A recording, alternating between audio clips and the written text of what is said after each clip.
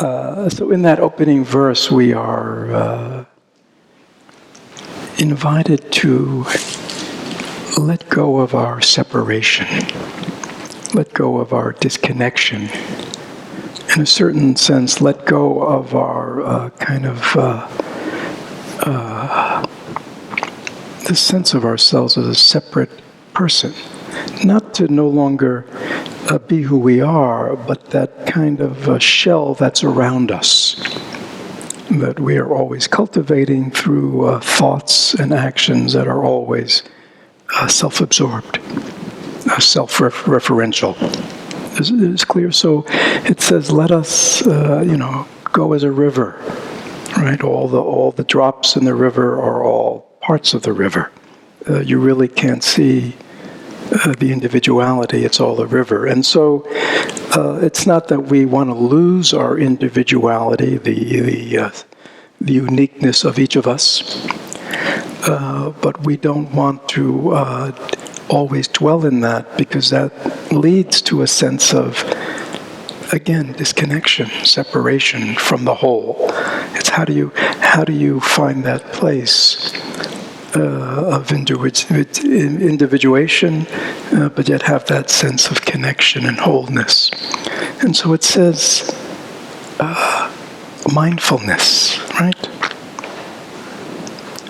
We put aside all our sense of self and separation and just relax and become aware, mindful, body, breath.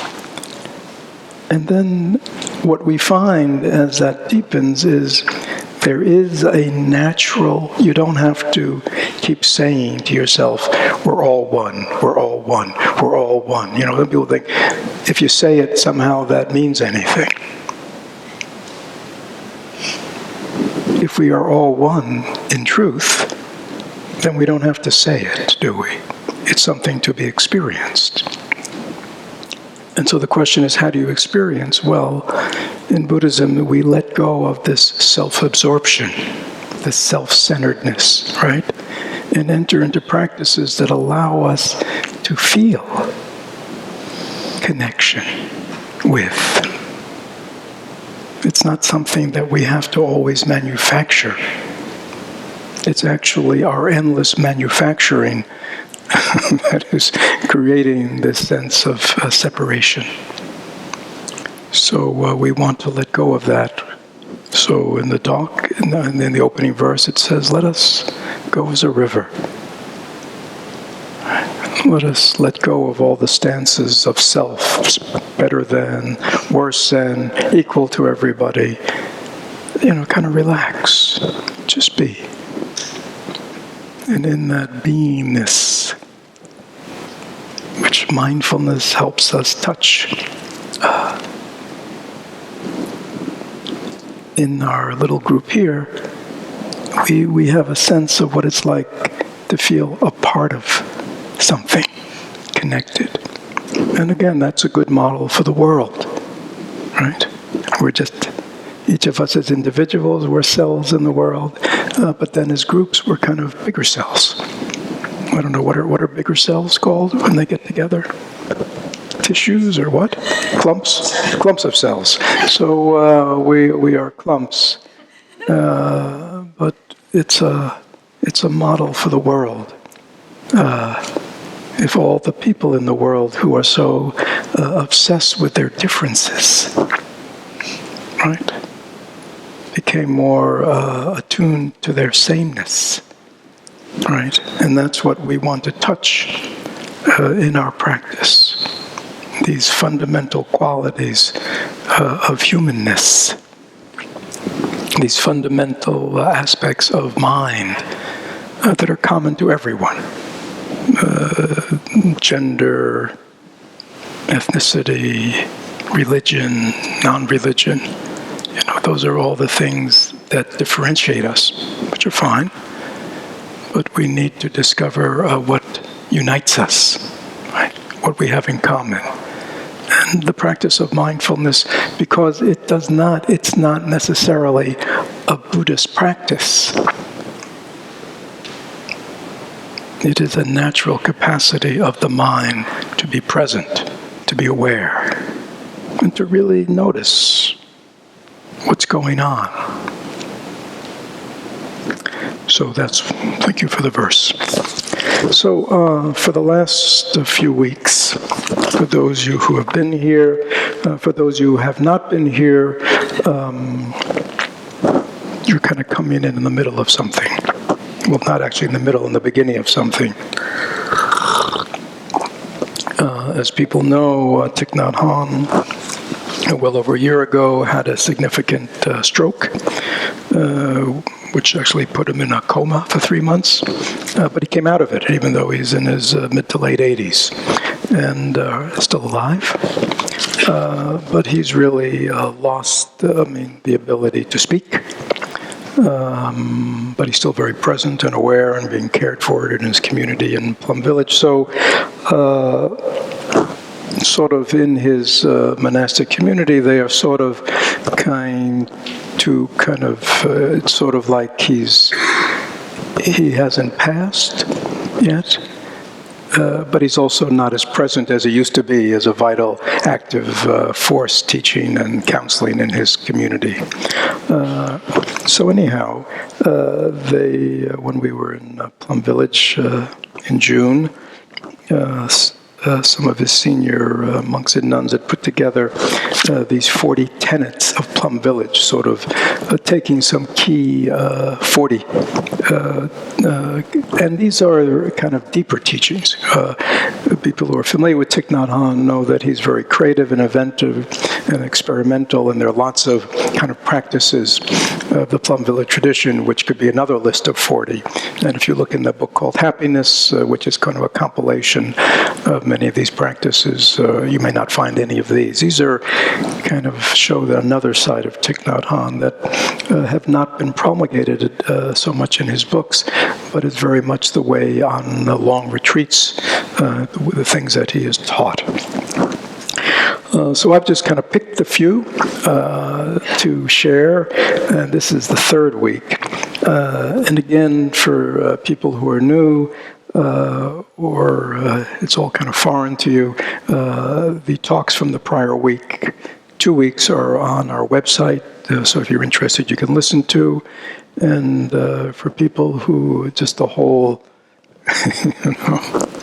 aspect of these deeper teachings philosophically and psychologically of Buddhism seem a big stretch, please understand there's lots of things that go on in our community, various kinds of teachings, practices. Wednesday night we have the practices and meditation just focus on mindfulness, mindful living. We have introductions to mindfulness and lots of classes on how to apply mindfulness. So this is kind of we're in the deep end of the pool here. Okay, so if you can't swim, just float. All right, you don't. But please don't drown, whatever you do. But I'll do my best to make them understandable. And just 2 weeks ago, I taught about the 15th, or commented on the 15th tenet, which is the awareness of suffering helps us recognize the existing conditions of happiness, and also helps prevent the creation of wrong actions and the planting of negative seeds that will bring about suffering in the future. So that was 2 weeks ago, and then last week I commented on the third, which is nirvana is the absence of ignorance and the afflictions, but not the absence of the aggregates, the sense spheres, and the domains of existence. Please, if you're interested, the commentary will explain all that. And also last week we really touched on another one of the tenets, which is so powerful, which is it is possible to touch nirvana in the present moment. This is a very significant teaching in the Zen tradition. We don't have to wait. Nirvana, the cessation of suffering, is available to us right now. Okay. And again, the commentary helped explain that. So now I want to jump from the third and the fifth to the 18th, which says, free will is possible thanks to the three trainings. Free will is possible thanks to the three trainings. So, free will means what? Choice, right? Will is sort of volition, right? Choice. And freedom means it doesn't always have to be the same. It doesn't have to be the same, in America, let's say. There's a lot of stress on freedom, right? We are free to what? Well, the Bill of Rights. We are free to what, supposedly? We're free to speech. We're free to practice our religion. We're free to... What? We have freedom of the press. What? What was that? Free to assemble. What? Yeah. So we have all kinds of freedoms that we can do, right? Which if you are living in a society as American society was in 1776 and 1780 and all that, we didn't have those freedoms. Somebody else, right, controlled us. And we weren't allowed to do all these things freely. So there is this kind of freedom that is kind of politically very much part of our country, as well as because we live in a highly organized and developed consumer society, a great stress is placed on what? We have freedom of choice to buy whatever we want, right? Great freedom, right? Endless choices of cereals, cars, TV programs, movies, music, right? We're free to, right? Especially these days with all these various kinds of modalities of music, and right? We're free to watch it anytime we want, right? It wasn't too long ago that what? We had to wait till Thursday night, right? And then we had to wait to see what happened next week. Do you remember that? In ancient times. But now we're free, right? Anytime we want to watch it, right? We can watch it. We don't have to wait.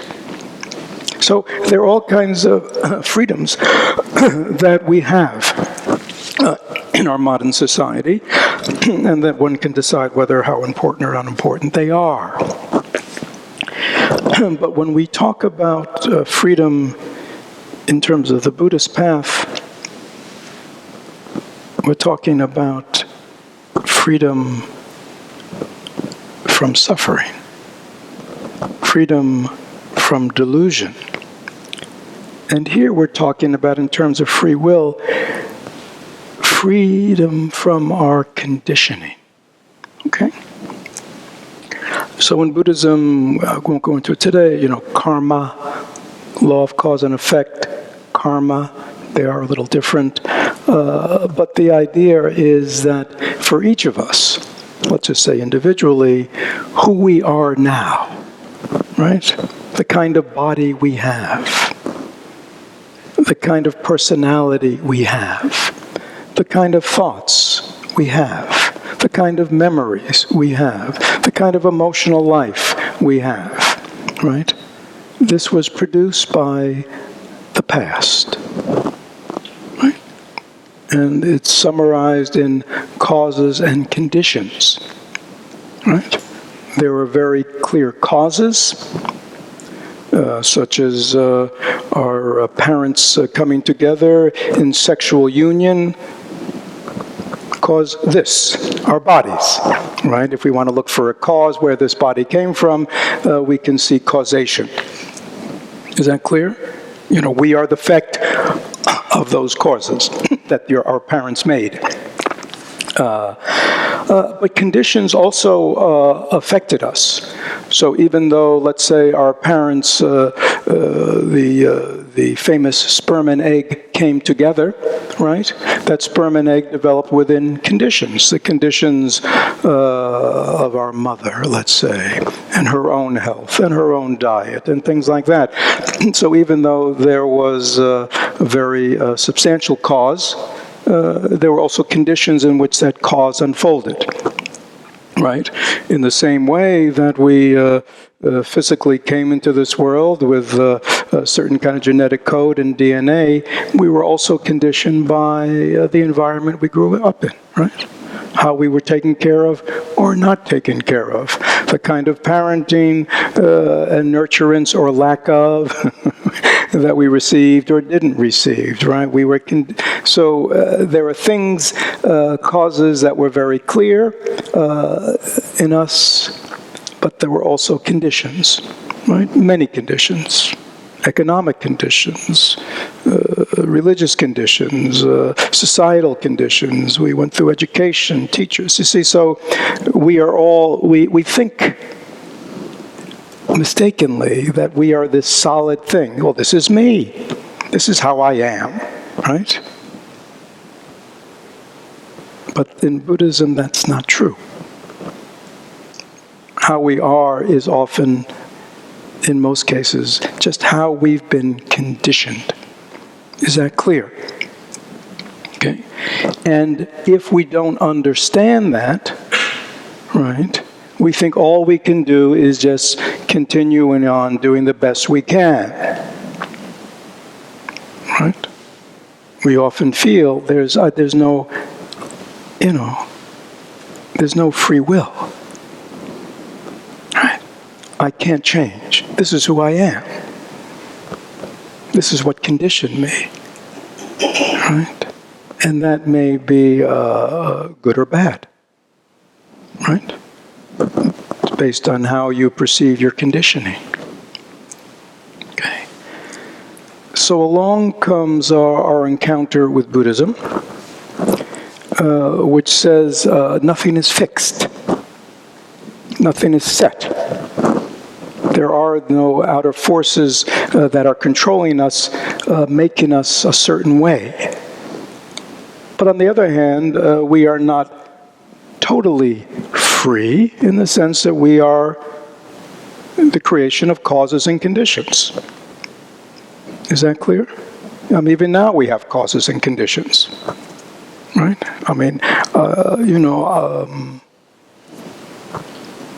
What? I can't will myself to be a multimillionaire. Right? I have my conditions. It doesn't mean that things can't change, but right now, you know what I mean? So we all have our conditions in which we are now operating. So it's not as if we are totally, absolutely free, because we are conditioned. Is that clear? And we're still subject to conditions. But because nothing is fixed, because everything is impermanent, and even in Buddhism, the self, the me, the I, the Fred, the you, are just concepts. There's nothing fixed or solid. We are just processes. Right? Who am I? I'm just a river of thoughts, feelings, perceptions, memories that are just endlessly arising and unfolding. Okay? Basically, I'm just a stream of consciousness with endless imprints from the past. Now, when I don't know that, I'm just propelled. Right? Right? Is that clear? If I don't know how to steer the boat, whichever way the currents take me, whichever way the winds take me, I am blown. Is that clear? And that's most people's lives. Things, life blows them this way, life blows them that way, and, we're endlessly just being tossed about, internally and externally, by these causes and conditions. Okay? So Buddhism, to enter a spiritual path, let's say, is to be given some very important things. Right? not only are we given the manual, right, but we are given the paddle, right? And if anybody has gone down a river, a whitewater river, without a paddle, can you imagine what that's like? Right? But if you have a paddle and you know what you're doing, it makes all the difference, doesn't it? Right? When I see the rock, I don't have to go into it. I can go around it. I can do something. Is that clear? Also, if we are not clear, we can always get a guide. That makes it easier too, if our paddling is not that expert yet. So, free will is possible for all of us. Now here it says, thanks to the 3 trainings. So this is,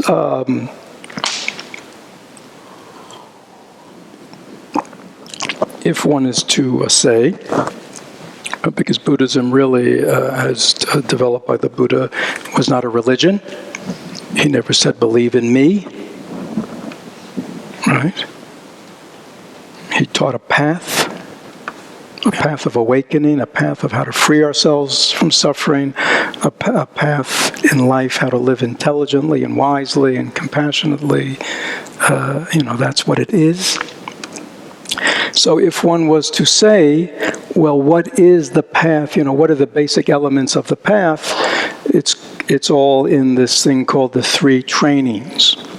Okay, the 3 trainings in Buddhism are, in Sanskrit, it's Shila, Samadhi, Prajna.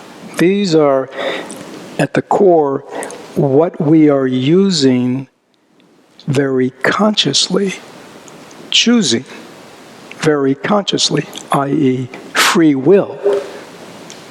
Right? From this moment forward, this is what I am practicing to move my life in the direction I want. Right? There's my freedom. Right? I cannot do anything about the causes and conditions that have brought me to this moment. But I can. Each of us can choose from this moment on to do things differently. Okay? So, free will. We all have that. Many people don't think they have that. And even some people who think they have it are scared by it or don't like it. Is that true? You mean it's all up to me? We're always waiting for something else to save us.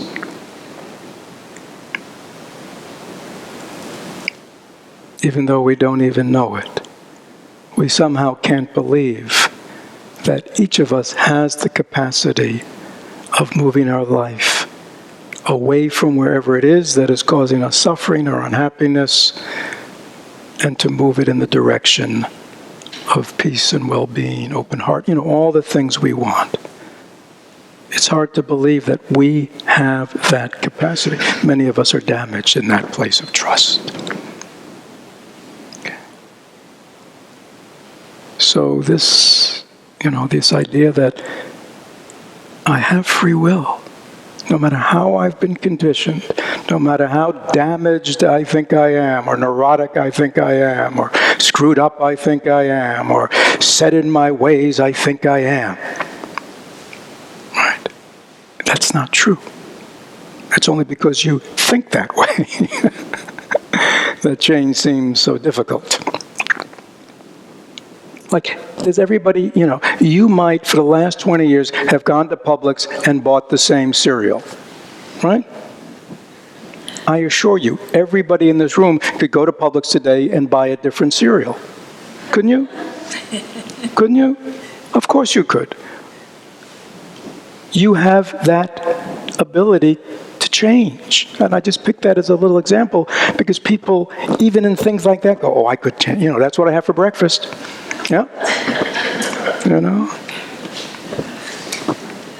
Right? 2 eggs and toast. That's my breakfast. Every morning, got to have it. No, you don't. That's what you're conditioned to. That's what you like. But you could have anything, right? You could even have dinner first thing in the morning. Couldn't you? Yeah, you could. Free will. So, one is to recognize that we have it. That's a big shift for most of us. We don't often understand that ourselves. That's why we need the teaching, right? To wake us up and say, again, it's like if in your culture, when you lived on this river and nobody had ever developed a paddle, you might think, every time you put the boat in the water, it's like, you pray that you don't, right? Don't run aground or don't run into a rock. But when somebody comes to your village and shows you how to make a paddle and shows you how to use the paddle, right, it's a game changer. It's a life changer. Okay? So to have the teachers and teachings who come and say, you have free will. However it's been, does not have to continue. You can change.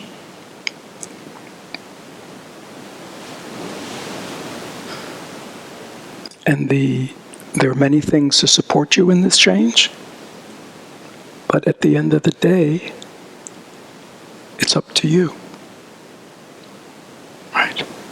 You can have, you can read wonderful things that inspire you.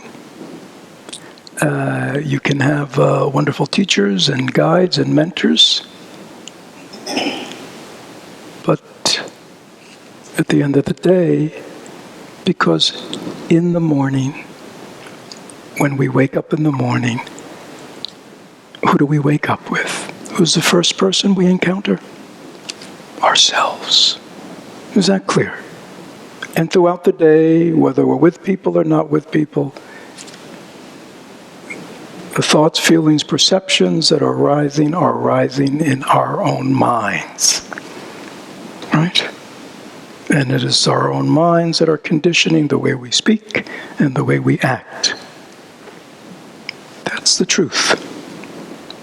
Okay. So, we have free will. So let's say we got that one. All right. Well, what do I do with it? Okay. So that's what the 3 trainings are about. Okay. And the 3 trainings again are Shila. Shila means kind of has to do with the conduct, the way we are, with the way we manifest in the world, the actions of our body and of our speech, primarily because that's what's seen. Okay? And that's really so much of how we are creating our life. Now, the mind we'll get to in a moment. So the first thing we need to know is I need to stop doing those actions with my body and my words that are only perpetuating causes and conditions for suffering, for unhappiness, for conflict. You see what all those things we do. I got to stop using my body. I got to stop ingesting things that are toxic for my body and my mind.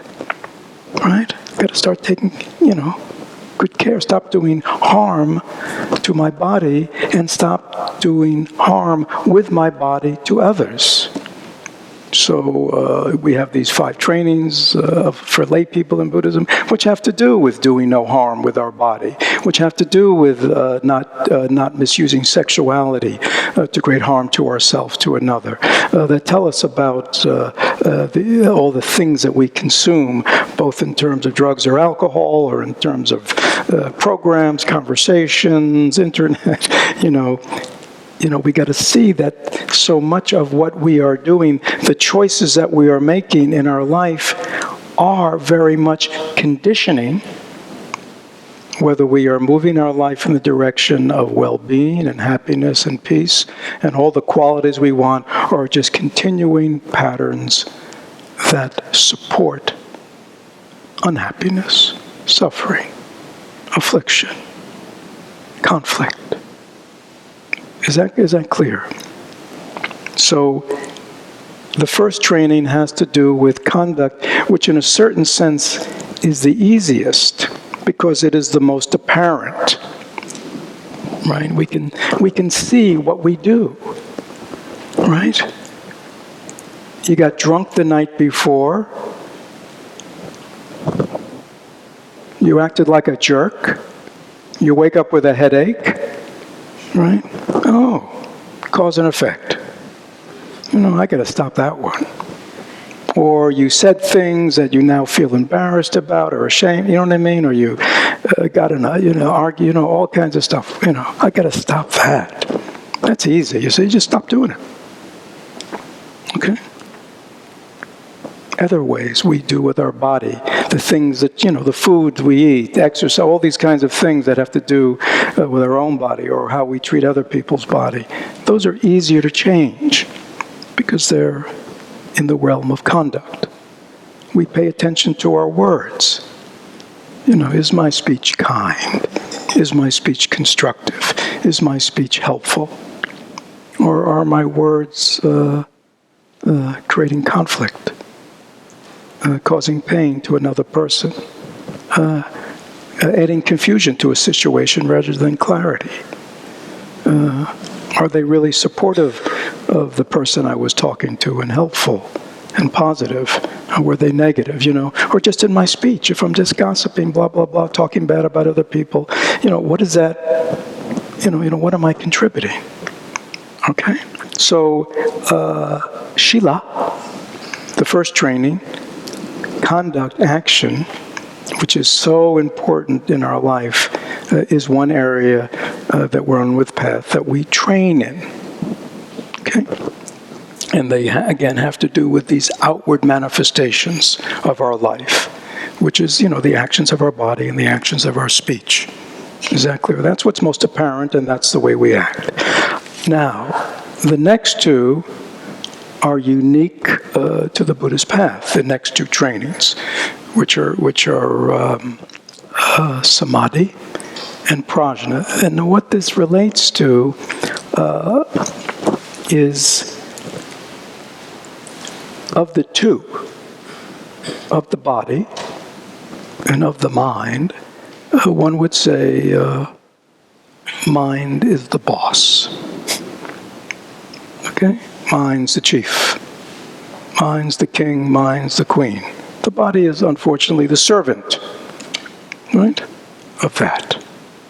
Okay. So many of our unskillful actions of body and speech come from our mind, right?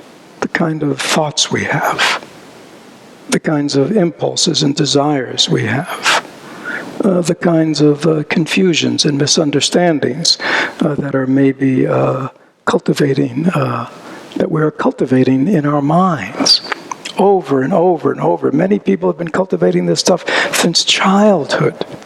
Ways of thinking and responding to themselves in situations which outwardly, clearly are just a source of suffering.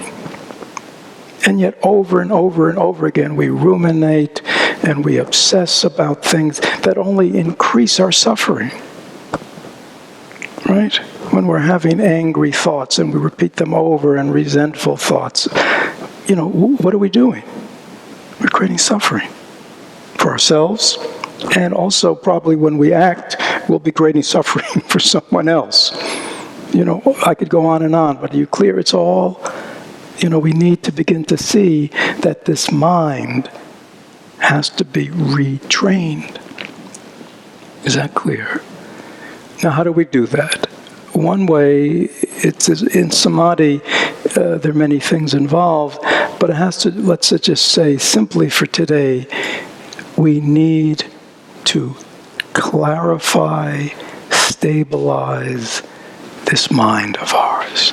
We need to calm and quiet this mind of ours.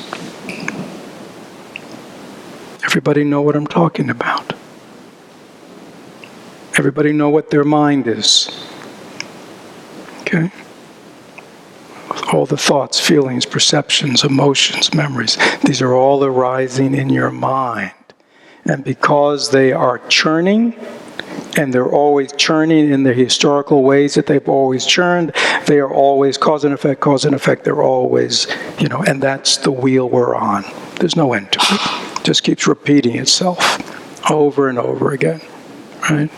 Even though we change the clothes we're wearing, and we move geographically, we change jobs, and we change relationships, and we read different books, and we still find deep down inside, it still feels the same. Okay. Why does it still feel the same?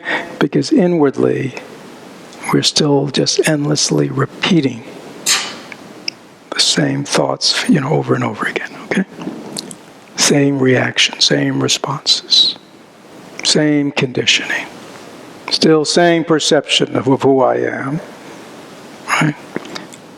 So we need to retrain the mind. The first thing we need to retrain this mind in, and this is mindfulness and concentration, we need to see clearly what's going on. Okay. Before we can change anything, we need clarity, right? To achieve clarity, the endless roiling around of these emotions and these thoughts that we're so involved is we need to quiet and stabilize. Okay? This is the practice of mindfulness. This is the practice of concentration. This is the practice of living in the present moment. I mean, there are many, within these trainings, there are many practices and teachings, but generally, that's what we're up to. Okay?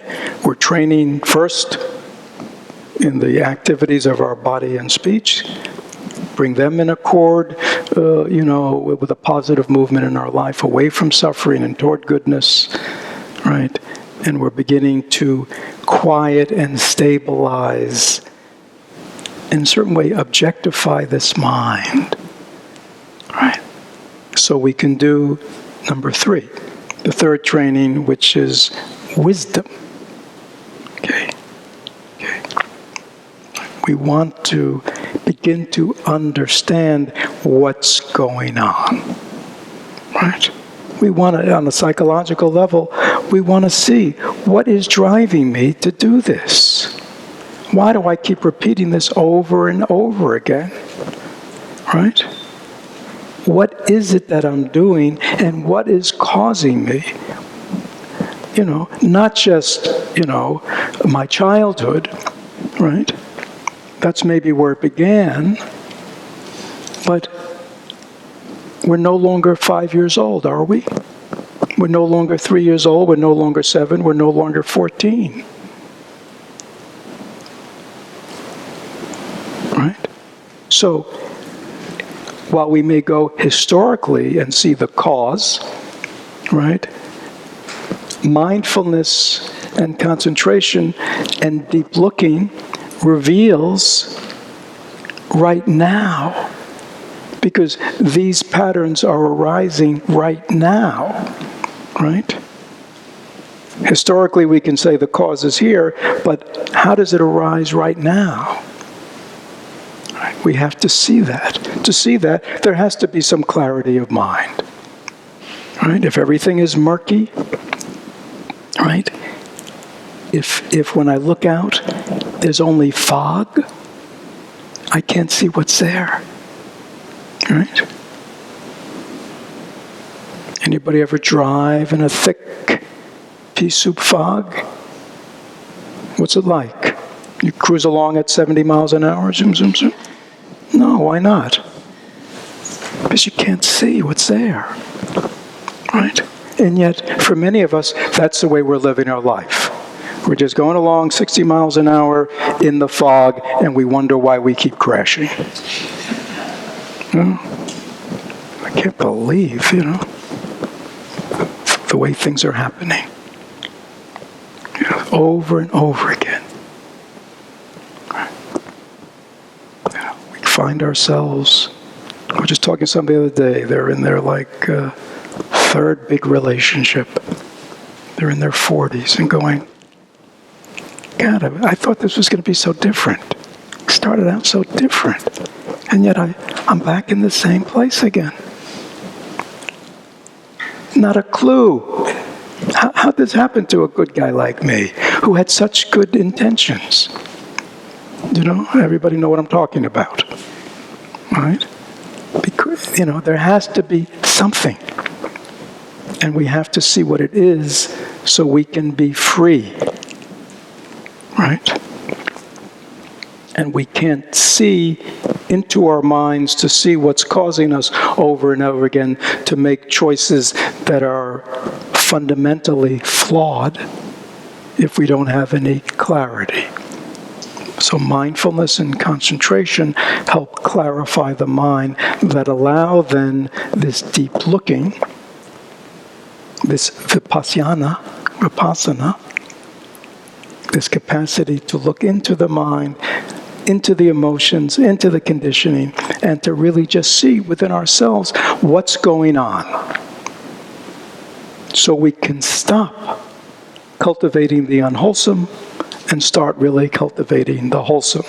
We can stop making causes that continue the perpetuation of dissatisfaction and unsatisfactoriness and suffering, and start making causes that create goodness and wholeness in our life. Right? So that's the third training. And what does that end up in? That's why it's called the training of wisdom. It means like we're wise people. This doesn't mean we have big beards and long white hair. Right? It means our mind understands how things really are. That's wisdom. Right? And not only do we have the understanding of how things really are, but we're now able, right, to infuse the actions of our body, speech, and mind with that understanding, with that wisdom. Right? Now, when we've totally done it, you know what that's called? It's called the attainment of Buddhahood. It's called the attainment of full awakening. So if you ask what is the result of the three trainings, it is we become a Buddha. Right? Short of that, we are on the path to become a Buddha. Again, a Buddha does not mean you end up looking like this. Is that clear? This is a representation. As was said earlier, we bow to the Buddha nature in us. We bow to the potential of full awakening. A fully awakened being is someone who totally sees things how they really are and no longer is involved in any type of actions of body, speech, and mind that in any way are based on any kind of ignorance or delusion. They're not contaminated with self at all. Right? All of us have that potential.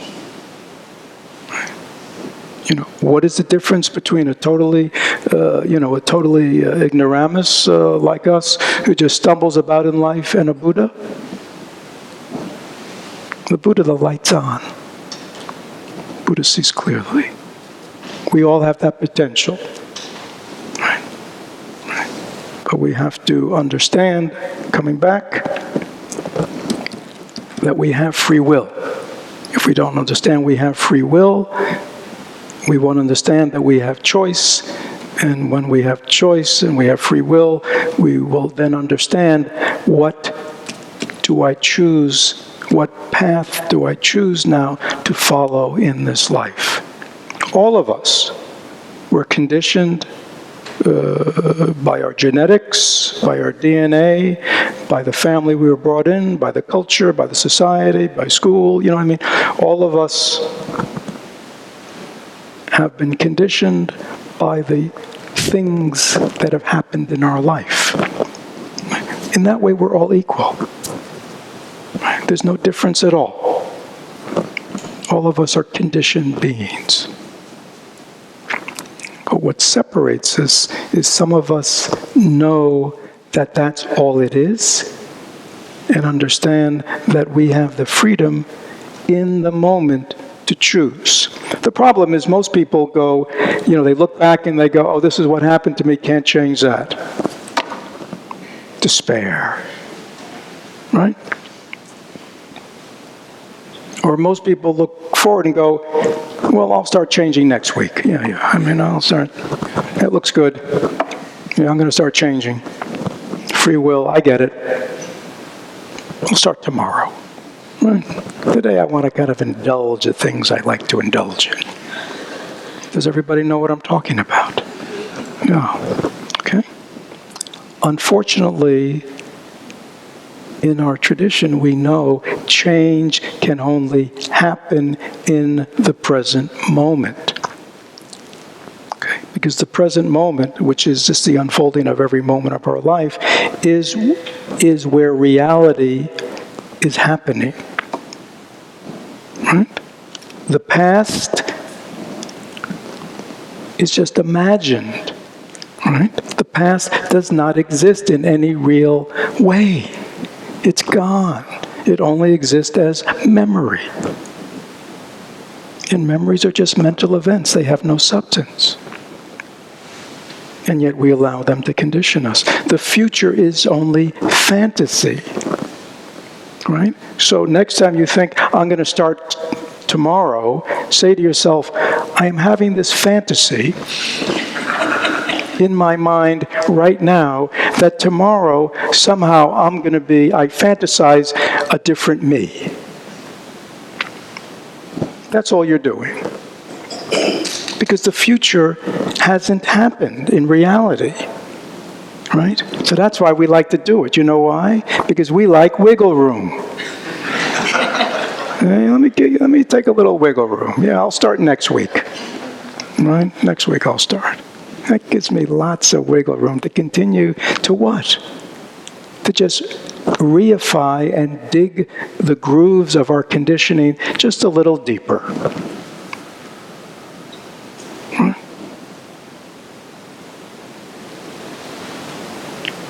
If we want to change, if we want to exercise our free will, we do it now. We do it today. There's no other way. See, that's again, it's like, free will and knowing that I'm responsible, right? I'm in the driver's seat of my, right? Oh, can't I just be in the passenger seat? No, you can be. I mean, you can live life in the passenger seat, but then stop whining and complaining that the driver's not taking where you want to go. Right? That's another way we do it.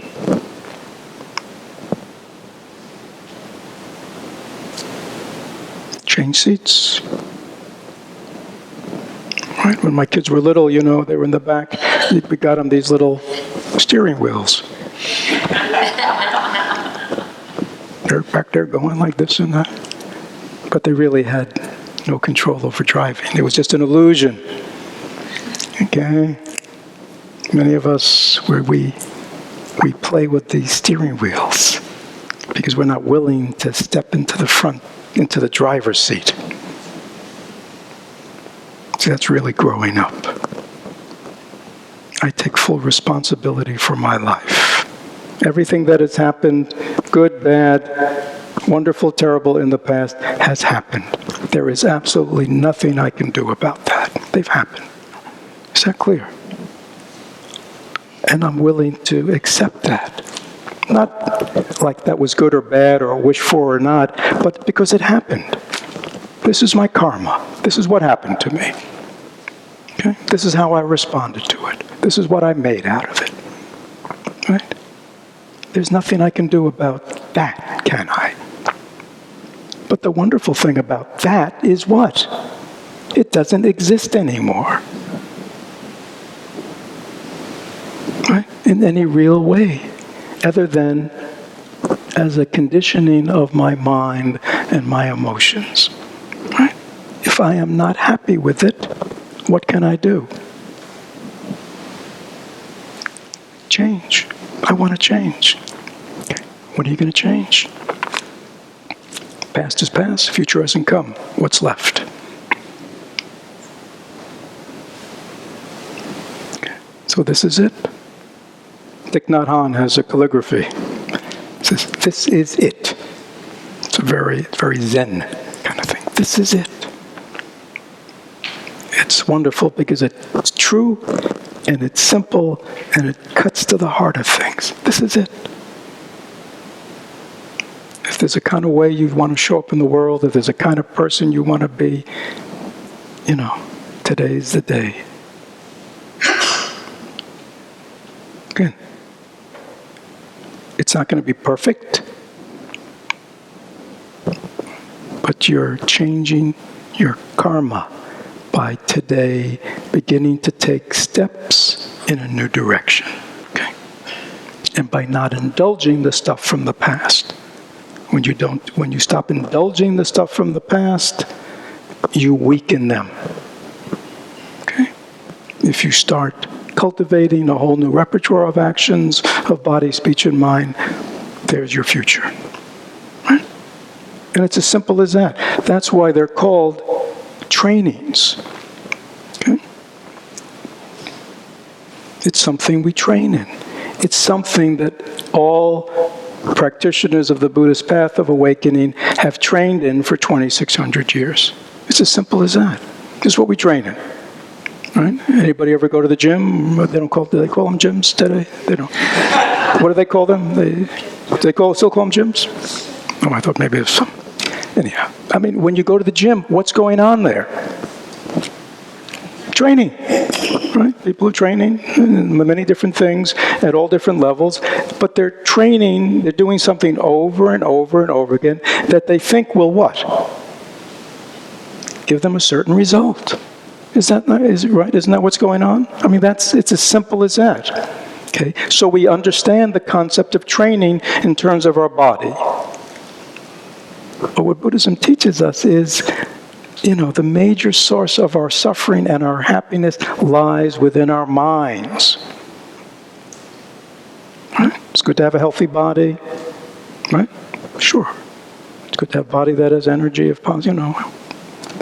But, we can go to the gym forever. We can work out 4 hours a day and still be miserable. Right? We can go to the gym 4 hours a day, have a great, strong, buff body, or whatever they call them these days, and still have miserable relationships, can't we? Yeah. So it's the mind that we need to be most attentive to. So the 18th is free will is possible thanks to the 3 trainings. Thanks to that book I got on how to use a paddle, and thanks to the teacher who taught me how to use the paddle, and thanks to all those months of training myself, I can go down Class 4 Rapids and I enjoy it. Right? It used to be a frightening, confusing experience. Now it's enjoyable. Why? Because I know what I'm doing. That's what teachings and trainings are about. They teach us how to do it. So it's not a mystery. For many people, this life is a mystery. They don't, as I say, it's like fog. We don't understand why sometimes we hit things and sometimes we don't. When the fog lifts, you'll see everything. You won't run into anything anymore. We have 3 minutes. Are there any questions? Anybody totally disagree with what I've said? Yes. In our work life, if we have a job or a task that involves planning something to happen in the future, what's the best way to still be present in the moment when what we have to do? Yeah, so that's very good. People sometimes hear us go, what? No past, no future? A lot of life is planning. A lot of work is planning, and sometimes a lot of life is kind of reflecting on the past. So we do have a mind that has capacities, right? Logical capacities, insightful capacities. We have the capacity of, imagining a future in terms of work, Okay? So, that's fine. Now, when do you do that work about the future? You do it in the present. Right? So, what we're talking about is the other 90% of the time, when we're just mulling over, fantasizing about the future expectations, or we're about to do something, we kind of think how it's going to go, we kind of plan our, you know what I mean? 90% of our future thinking, I would say, and I'm, all right, maybe 80% or 75, everybody's different, is not that. You know, in Buddhism, in terms of thinking, we talk about, and this is what you're getting at, we call it directive thinking. Right? Which means you are using this capacity to plan and think ahead in a very directive way, very conscious way. It's not that other stuff which produces worry, which produces anxiety, which produces fear. It's not that other fantasy. We're just kind of imagining, you know, how things will be. Or a lot of people just have fantasies. They fantasize, you know, kind of imagining themselves or imagining you know, all that is just taking us away from the present. But also, that's also just conditioning our minds to just, you know, why do I spend half my life fantasizing? Because I spent the first half of my life fantasizing, and that's just that's just a well-oiled track. If I want to change, I got to stop right now. Yeah, but. Yeah, we do have a wonderful mind that we can use very effectively to plan, to anticipate, to do things in a directive way when it's needed. Does that answer your question? So that's fine. Yes. Any other quick questions about? So again, free will, we all have it. Question for each of us. Do we believe that? And if I do believe it, am I going to exercise it? Okay. Number two, if I believe it and I decide I'm going to exercise it, how do I exercise it? That's the 3 trainings. Right? And the 3 trainings are about something you do in your life. You don't have to go off to a monastery. You don't have to go to the Himalayas. Right? You begin to do it in your life. So that's what Buddhists are up to. If you ever wonder what Buddhists are up to, they're up to the 3 trainings. Okay? But, you know, there's no neon light. 3 trainings. You know, we don't have that on Nebraska. Maybe we should get one. They're going to have a neon light. 3 trainings. So people know we're not an auto body shop or something. So good. We'll stop here, I think.